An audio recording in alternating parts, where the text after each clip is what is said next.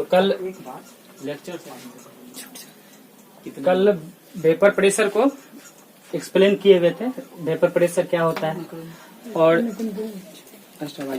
Vapour pressure पर कौन कौन कारक प्रभाव डालता है उनको बता दिए थे।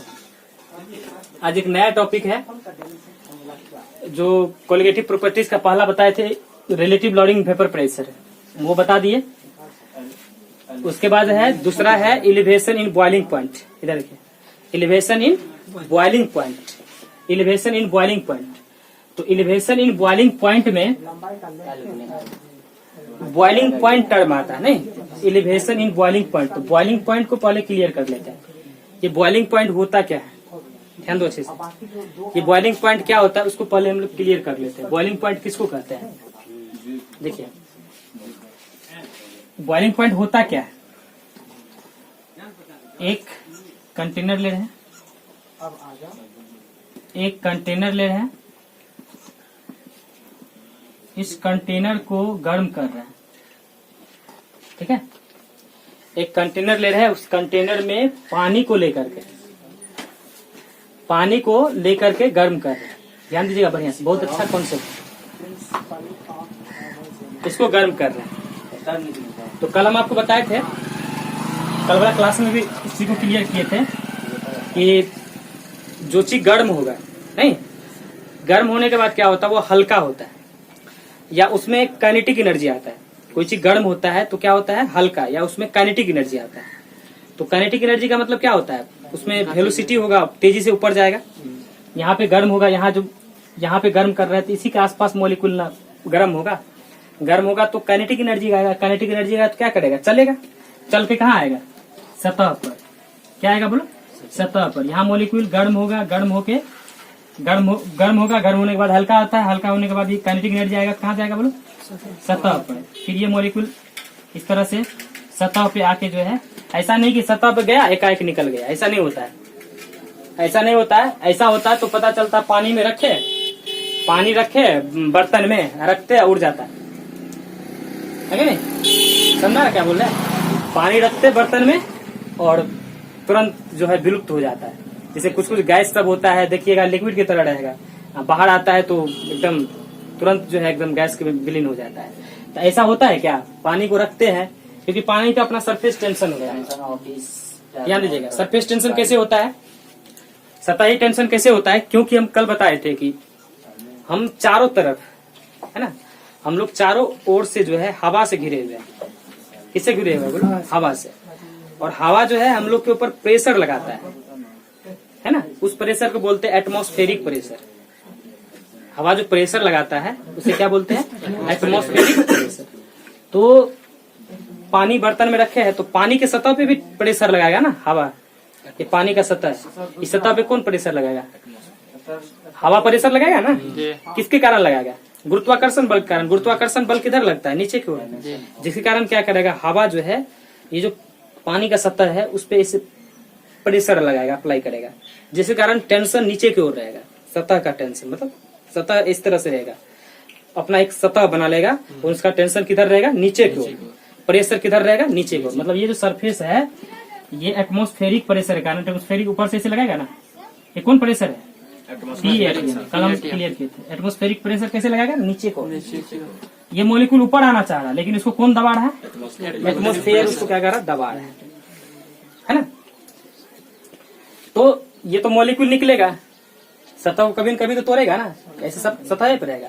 ये जब तक सतह नहीं टूटेगा, ये जो सतह है ये सतह जब तक नहीं टूटेगा तब तक मॉलिक्यूल बाहर नहीं निकलेगा। मतलब ये गेट हुआ है ना, सरफेस जो है ये गेट हो गया, गेट खुलेगा तब तो बाहर जा पाएगा।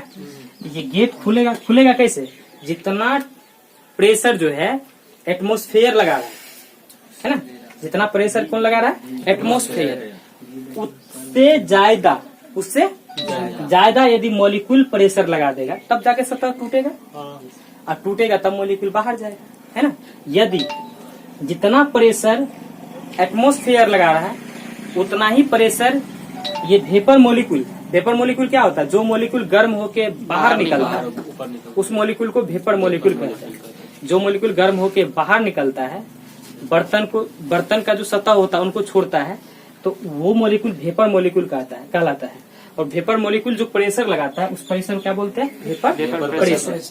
तो ये वेपर प्रेशर जो है, ध्यान दीजिएगा, ये मॉलिक्यूल का वेपर प्रेशर, ये मॉलिक्यूल नीचे से प्रेशर लगाएगा, जिस प्रेशर क्या बोलेंगे? Vapour pressure. ऊपर से कौन प्रेशर लगा रहा है इस सतह पे? सतह पे ये कौन प्रेशर है? Vapour pressure. ये कौन सा प्रेशर है? Vapour pressure. Vapour pressure. ये मॉलिक्यूल इधर नीचे से वेपर प्रेशर लग रहा है, उधर से कौन लग रहा है? ऊपर से इस सतह पे कौन लग रहा है? एटमॉस्फेरिक प्रेशर, है ना। तो जिस तापमान पर इस तरह का कंडीशन होगा, जिस तापमान पर मतलब वाष्प के द्वारा जो प्रेशर लगाया जाएगा और एटमॉस्फेरिक द्वारा जो एटमॉस्फेयर के द्वारा जो प्रेशर लगाएगा वो बराबर हो जाएगा जिस तापमान पर। तो उसी तापमान को क्या बोलते हैं? बॉइलिंग। बॉयल करना है, बॉयल करना। ऐसे समझिए कि मान लो दो पहलवान सेम बल का लग दौड़ रहा है, इसके पास भी 10 न्यूटन है, ये भी 10 न्यूटन, बल एक दूसरे पे लगा रहा है। तो थोड़ा देर वो आगे जाएगा, थोड़ा देर कभी कभी देखिएगा बॉयल करना होता है, आवाज देना लगते है। जैसे देखिएगा जो है पानी ज्यादा पूरा ये हो जाता है तो उसे कंटेनर से देखिएगा आवाज निकल स्टार्ट होने लगता है। ऐसा क्यों होता है? क्योंकि मॉलिक्यूल वाइब्रेट करता है। सतही 310 एटमॉस्फेयर लगा रहा है इसे, और इधर से कौन लगा रहा है? वेपर मॉलिक्यूल, दोनों टकराता है। इस तरह से इसका जब ऐसा जिस टेम्परेचर पे होता है उसी टेम्परेचर क्या बोलते हैं? Boiling point. क्लियर हुआ क्या? जिस तापमान पर जिस टेम्परेचर पर वेपर प्रेशर, किसका वेपर प्रेशर? किसी पदार्थ का, किसी भी पदार्थ, ऐसा नहीं कि पानी का, किसी भी पदार्थ का वेपर प्रेशर किसके बराबर हो जाएगा? एटमॉस्फेरिक प्रेशर मतलब हवा के द्वारा जो प्रेशर लगाया जाता है, एटमॉस्फेरिक प्रेशर, हवा के द्वारा जो प्रेशर, इसी को क्या बोलते हैं? Boiling point. ठीक है, इसी को क्या बोलते हैं हम लोग? Boiling point. जैसे आप एक उदाहरण के लिए जान लीजिए, बॉइलिंग पॉइंट ऑफ वाटर, कितना टेम्परेचर पे जो है वाटर बॉयल करना start? 100 degree. Boiling point of water का बॉइलिंग पॉइंट कितना? यदि टेम्परेचर की बात आ गया तो इसका यूनिट भी याद रखिए, इट्स ऐसा यूनिट। इसका ऐसा यूनिट क्या होता है? इसका इट्स मतलब इट्स ऐसा यूनिट, इट्स केल्विन। इसका ऐसा यूनिट क्या होता है? यदि डिग्री सी दिया रहेगा तो याद रखिएगा केल्विन बराबर होता है डिग्री सी प्लस 273। ये बहुत यूज होगा आपको। केल्विन बराबर क्या होता है? Degree Celsius plus. Question practice कर लेते हैं। जैसे मान लीजिए 27 डिग्री सी है, इसको केल्विन बदलना है। केल्विन बराबर क्या होता है? Degree C plus 273। 27 प्लस 273 कितना हो जाएगा? 300 केल्विन। 54 डिग्री सी, केल्विन बराबर डिग्री सी प्लस 273। 54 प्लस 273 कितना होता है? 327। तो इस तरह से हम लोग बॉइलिंग पॉइंट जान लिए। क्या होता है बॉइलिंग पॉइंट? ऐसा टेम्परेचर जिस पर किसी पदार्थ का वाष्प दाब क्या होता है? वेपर मॉलिक्यूल के द्वारा जो प्रेशर लगाएगा, वाष्प दाब जो है एटमॉस्फेरिक प्रेशर के बराबर हो जाएगा। किसके बराबर हो जाएगा? एटमॉस्फेरिक प्रेशर का। इसी को हम लोग क्या बोलते हैं? बोलो, बॉइलिंग पॉइंट। पानी का बॉइलिंग पॉइंट कितना डिग्री होता है? है ना, ये हो गया। इसका ऐसा यूनिट क्या होता है? केल्विन। केल्विन बराबर डिग्री सी प्लस 273। मतलब जो 27 डिग्री है केल्विन निकालेंगे, इसका जरूरत पड़ेगा आगे। स्टॉप।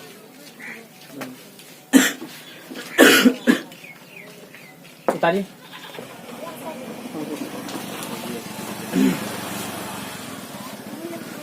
बॉइलिंग पॉइंट को डिस्कस कर दिए, है ना। बॉइलिंग पॉइंट को डिस्कस कर दिए। अब यहाँ पे देखिए, ध्यान दीजिए क्या लिखा हुआ? इलिवेशन, है ना। इलिवेशन इन बॉइलिंग पॉइंट। इलिवेशन का मतलब होता है वृद्धि। क्या होता है? वृद्धि, है ना। इलिवेशन मतलब वृद्धि, बढ़ना। बॉइलिंग पॉइंट में वृद्धि, बॉइलिंग पॉइंट में वृद्धि। कैसे बॉइलिंग पॉइंट में वृद्धि होता है? सो देखिए, एक इस टर्म को जान लीजिए। हम अगले क्लास में भी इसको डिस्कस किए थे। Non volatile solute, non volatile और वोलाटाइल।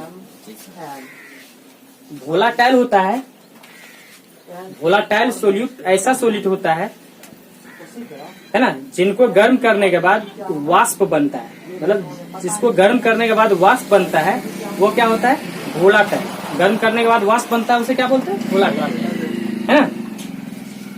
समझने के लिए बता रहे, पानी को गर्म कीजिएगा, पानी वाष्प बनेगा ना, पानी क्या हो गया, घोला टाइल। नॉन वोलेटाइल का मतलब जिनको गर्म करने का वाष्प, गर्म करने के बाद वाष्प नहीं बनेगा। पानी चीनी का, पानी में चीनी को मिला देंगे, है ना, गर्म करेंगे, पानी वाष्प बन के बाहर आ जाएगा, चीनी क्या होगा, वैसे का वैसे रहेगा। चीनी का वाष्पन होगा, या नमक पानी मिला रहेगा, नमक का वाष्पन होगा।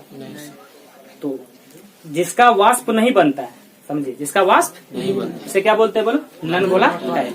ठीक, क्लियर है ना। जब नॉन वोलेटाइल सॉलिड को डिजोल्व किया जाता है, डिजोल्व मतलब क्या होता है, घुलाना। जब नॉन वोलेटाइल सॉलिड को डिजोल्व करते हैं, जब नॉन वोलेटाइल सॉलिड क्या करते हैं, बोलो, डिजोल्व करते हैं, घुलाते हैं, किसमें घुलाते हैं, प्योर सॉल्वेंट में। जब नॉन वोलेटाइल सॉलिड को डिजोल्व करते हैं, किसमें, प्योर सॉल्वेंट। जब नॉन वोलेटाइल सॉलिड को प्योर सॉल्वेंट में घुलाते हैं, तब जाके क्या बनता है, सोल्यूशन।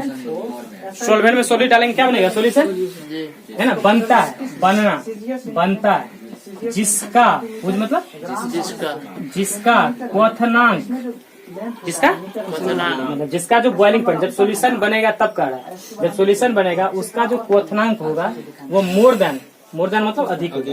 किससे अधिक होगा, प्योर सॉल्वेंट। ये कैसे अधिक होगा, इसको हम डिस्कस कर देते हैं। तो तब जो है इसी चेंजिंग को, इसी बॉइलिंग पॉइंट में इसी चेंजिंग को क्या बोलते हैं, एलिवेशन इन बॉइलिंग। एक ही तरह का लैंग्वेज है। अभी हम जितना बार इधर पढ़ाएंगे, डिप्रेशन, ऑस्मोटिक, सब में यही टाइप का लैंग्वेज है। इसीलिए रिलेटिव लोडिंग में भी यही पढ़ाए थे, इसलिए एक को याद कर लीजिएगा, सब इसी तरह से।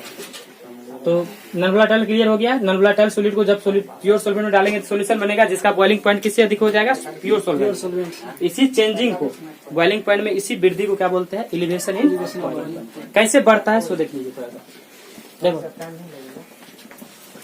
ऊपर में डिफिनेशन, ऐसा टेम्परेचर जिस पर कोई पदार्थ उबलता है, जिस टेम्परेचर कोई पदार्थ उबलता है, जैसे बॉइलिंग पॉइंट कहते हैं। पानी कितना डिग्री उबलता है, 100 डिग्री, तो उसका बॉइलिंग पॉइंट वही सिंपल डिफिनेशन है, पढ़े हुए। चलिए अब एक कंटेनर बना रहे हैं, अच्छे से ध्यान दीजिए।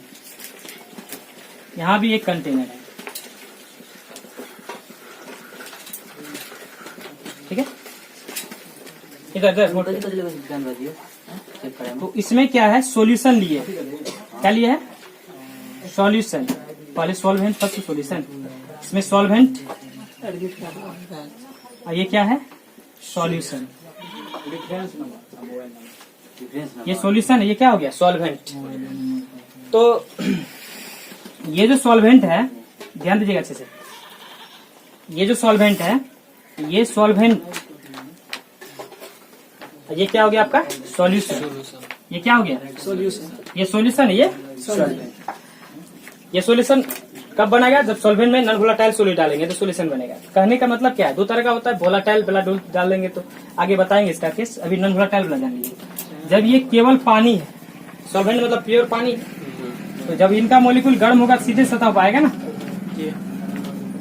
नहीं, जितना तेजी से सतह पे जाएगा उतना तेजी से बाहर निकलने के लिए क्या लगाएगा, प्रेशर लगाएगा, नहीं, उतना जल्दी बॉयल करेगा, नहीं, सतह पे जितना तेजी से पहुंचेगा, है कि नहीं, जितना तेजी से पहुंचेगा उतना जल्दी से बॉयल करेगा ना, उतना तेजी से, जितना तेजी से पहुंचेगा सतह पर उतना तेजी से एटमॉस्फेरिक प्रेशर का जो है उसे लड़ेगा बाहर निकलने के लिए, है ना, उतना जल्दी बॉयल करेगा।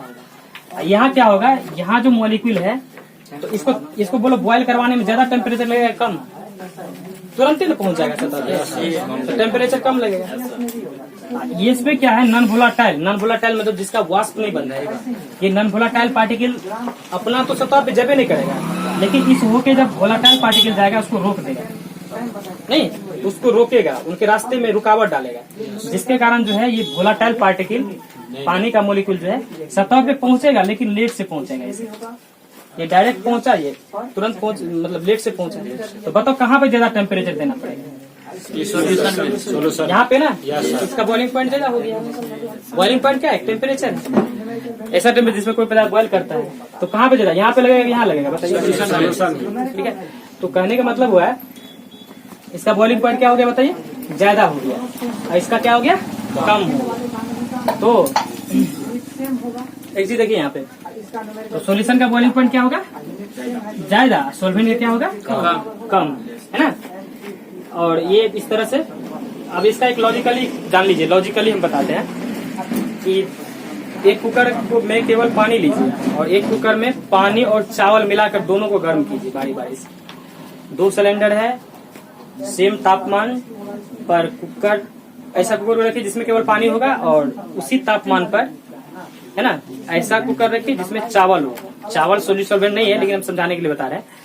तो चावल मिला हुआ है, एक में केवल पानी है, बताइए उसमें ढक्कन से ढक दीजिए, कहाँ पे जल्दी बॉयल करेगा, मतलब सीटी कहाँ पकड़ेगा? चावल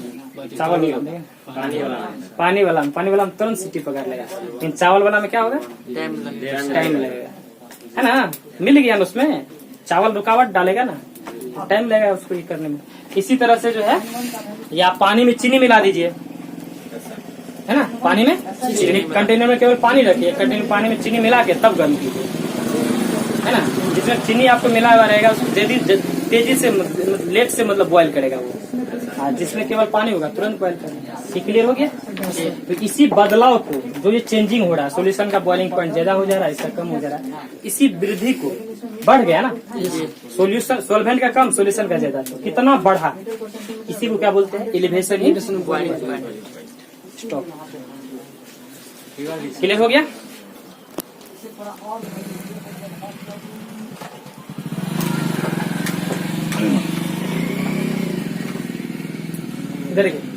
इधर को इधर। तो अभी हम बताया आपको किसका बॉइलिंग पॉइंट ज्यादा होगा, ये सॉल्वेंट है, नहीं ये आपका क्या है, सॉल्वेंट। और इस सॉल्वेंट में non volatile solute, non volatile मतलब जिसका वाष्प नहीं बनता, नॉन वोलेटाइल सोल्यूट को मिलाएंगे, क्या बनेगा, सॉल्यूशन।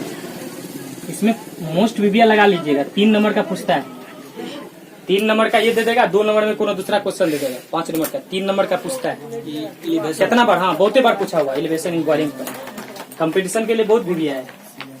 सॉल्यूशन मोस्ट वीबिया लगा लीजिए, हमको ध्यान नहीं रहा है, इसमें जो भी सॉल्यूशन का जो भी टॉपिक है सब इम्पोर्टेंट होता है, बहुत ही पूछता है। ये सॉल्यूशन हुआ, हम क्या करते हैं, आपको पता होगा किसका बॉइलिंग पॉइंट, जो इसका, इनके बॉइलिंग पॉइंट को, सॉल्वेंट का जो बॉइलिंग पॉइंट है इसको मान लीजिए T0 और सॉल्यूशन का बॉइलिंग पॉइंट को TS, यहाँ लेट कर लेते हैं, boiling point of solvent T0, boiling point of solvent T0, boiling point BP of solution, solution का बॉइलिंग पॉइंट TS, है ना। एक ग्राफ से भी थोड़ा सा जान लीजिए, ग्राफ भी बता देते हैं।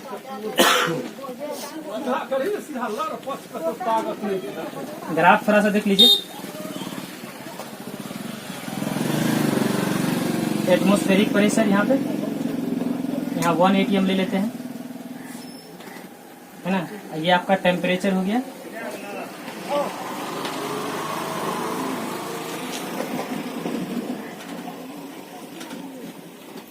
ठीक है। ये आपका, ये सॉल्वेंट हो गया, ठीक है। अब जब सॉल्वेंट में नॉन वोलेटाइल सॉल्यूट डलाएंगे तो ये हो जाएगा आपका सॉल्यूशन बनेगा, सॉल्यूशन, ठीक है। तो ये सॉल्वेंट का बॉइलिंग पॉइंट को क्या माने हैं, T0। ये जो, ये कैसे सॉल्यूशन है, सॉल्वेंट में सॉल्यूट मिलाएंगे सॉल्यूशन बनेगा, ये सॉल्यूशन का बॉइलिंग पॉइंट होगा, सॉल्यूशन का बॉइलिंग पॉइंट TS। तो आप ऐसे ग्राफ से भी देख सकते हैं, ये T0, ये 0 हो गया ओरिजिन, नहीं ये आपका T0 कहाँ तक का टेम्परेचर हो गया, बॉइलिंग पॉइंट हो गया सॉल्वेंट का, ये यहाँ से लेकर यहाँ तक किसका हो गया, सॉल्यूशन का। ऐसे भी ग्राफ से भी देखिए, सॉल्यूशन का ज्यादा है, सॉल्वेंट का ज्यादा है, सॉल्यूशन का। तो एक टर्म आता है चेंज, यहाँ से हम चेंजिंग निकालते हैं, चेंज इन बॉइलिंग पॉइंट, इसी चेंज को क्या बोलते हैं, एलिवेशन, नहीं, change in boiling point,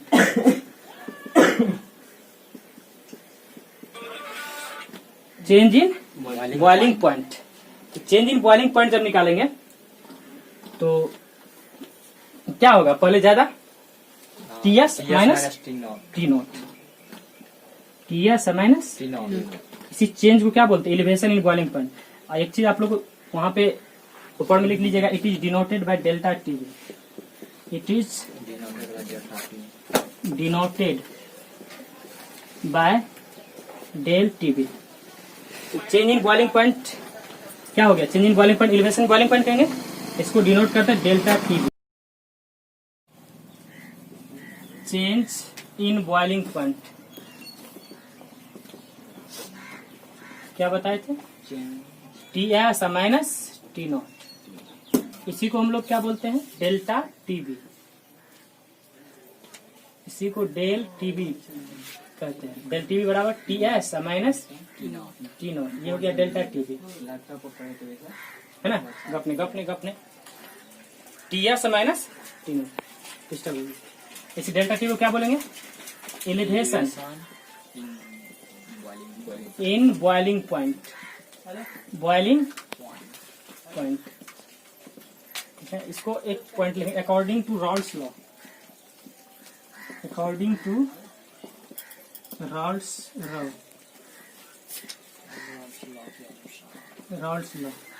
Raoult's law के अनुसार जो है elevation in boiling point. Raoult's law elevation in boiling point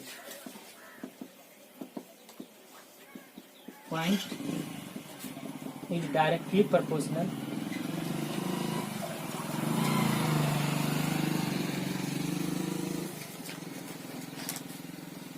to molality.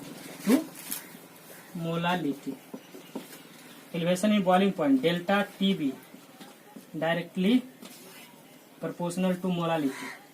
मतलब del TB equal to KB या गुना M। यहाँ से प्रोपोर्शनलिटी साइन हटाएंगे।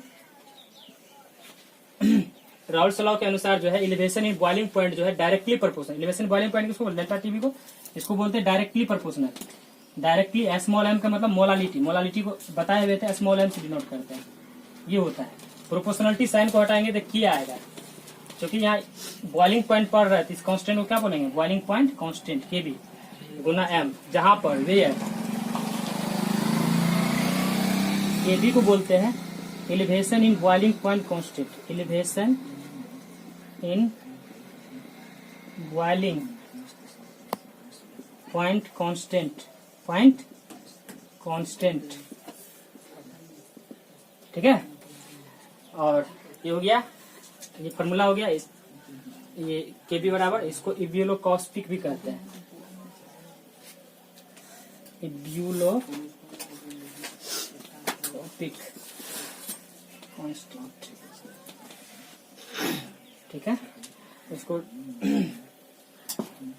ये हो गया यहाँ पर केबी। इसको और बढ़ाइएगा तो मोलालिटी का फॉर्मूला इसमें सेट कर दीजिए। डेल्टा टीबी बराबर केबी गुना नंबर ऑफ मोलालिटी बराबर क्या होता है? Number of moles of solute गुना 1000 weight of solvent in gram. Weight of solvent in gram. कल इस पे न्यूमेरिकल प्रैक्टिस करवाएंगे और इसमें और थोड़ा सा डेफिनेशन है, केबी को डिफाइन करेंगे। स्टॉप। जो बच्चे यूट्यूब पे वीडियो देख रहे हैं, है ना, तो सॉल्यूशन का पूरा वीडियो यूट्यूब पर ही डालेंगे, सॉल्यूशन का जो भी है। उसके बाद आज से लाइव दे रहे हैं, और लाइव में केमिकल काइनेटिक्स से स्टार्ट करेंगे। उस चैप्टर को हटा दिया है, जैसे फिजिकल में सरफेस केमिस्ट्री को हटा दिया है। तो मेन आपको जो मतलब 12वीं का सिलेबस रह गया ज्यादातर फिजिकल और ऑर्गेनिक का। ऑर्गेनिक में भी 2 चैप्टर को हटाया है, chemistry in every day of life और बायोमोलिक्यूल्स। इनऑर्गेनिक में ढेर सारा चैप्टर को हटा दिया है, डी ब्लॉक, एफ ब्लॉक, मतलब जो है मेटलर्जी, कम्प्लेक्स कंपाउंड, समझिए इनऑर्गेनिक को पूरा खत्म ही कर दिया है। तो मेन आपका फिजिकल रह गया और ऑर्गेनिक रह गया। और फिजिकल में भी आपका मेन चैप्टर सॉल्यूशन है। सॉल्यूशन का एक वीडियो यूट्यूब पे दिए हुए हैं, आप उसको देख लीजिए। कुछ वीडियो ऐसा होगा जो ठीक से नहीं बना होगा तो बोलिएगा, तो वीडियो को फिर से अपलोड कर देंगे। और सॉल्यूशन को पढ़िए। उसके बाद केमिकल काइनेटिक्स का लाइव दे रहे हैं, आज से लाइव पे पढ़िएगा आप लोग अच्छे से। और केमिकल काइनेटिक्स, उसके बाद इलेक्ट्रोकेमिस्ट्री तब जाके लास्ट में सॉलिड स्टेट पढ़ा देंगे। हमको लगता है सॉलिड स्टेट शायद हटा देगा, लेकिन नहीं हटाया। सॉलिड स्टेट बाद में पढ़ा देंगे, या मेरे पास जो बच्चे पढ़े होइएगा तो उसमें बहुत सारा चीज़ हम पढ़ा दिए हुए सॉलिड स्टेट में, तो थोड़ा सा ही बचा है। सॉलिड स्टेट भी हम पढ़ा देंगे पूरा। उसके बाद ऑर्गेनिक में, इनऑर्गेनिक में एक ही चैप्टर प्री ब्लॉक पढ़ाना है, वो 8-10 दिन का क्लास है, वो कभी पढ़ा देंगे, उसके लिए टेंशन नहीं। मेन ऑर्गेनिक होता है, फिजिकल खत्म होगा उसके बाद डायरेक्ट ऑर्गेनिक स्टार्ट करेंगे। आज से जो लाइव देंगे उसमें केमिकल काइनेटिक्स स्टार्ट करेंगे।